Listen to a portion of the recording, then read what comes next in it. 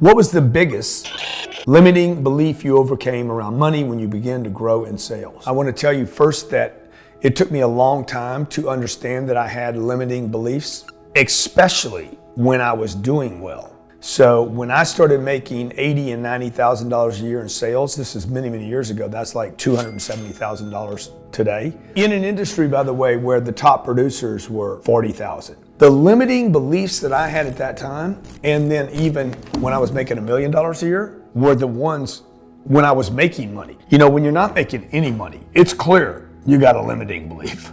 You know, you're making 30 grand a year and that's all you can make, no matter how good you are, no matter how much you smile, no matter how much service you provide, no matter how early you get there, how late you stay, and you still make 30, you know there's a limiting belief because everything would indicate you should be paid more. When you're making $1 million a year, you start thinking, I don't have any limiting beliefs. So the way to handle that is you need to study people that have created massive amounts. This is exactly what the 10X rule was about. Create massive amounts. In the Millionaire booklet, I talked about earning money, keeping money, and multiplying money. This is what the great salespeople don't do. I know great salespeople that have never figured out how to multiply money.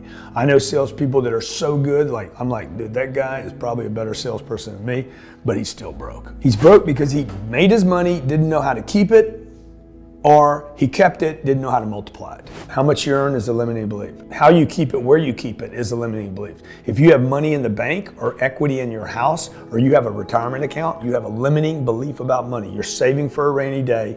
You have equity in your home waiting to pay it off in 30 years. Completely ridiculous. No high performance person needs to worry about paying their house off. You should rent where you live, own stuff that other people pay you for.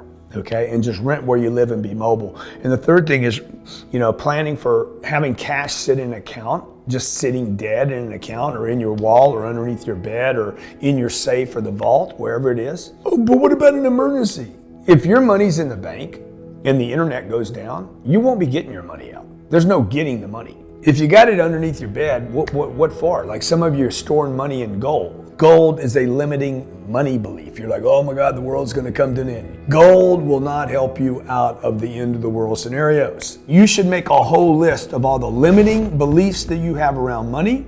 Number one. Number two, you should most importantly make a list of limiting actions, not limiting beliefs, because your beliefs are turning into actions. How you save money, how you spend money, how you invest money. Diversification is also a limiting belief.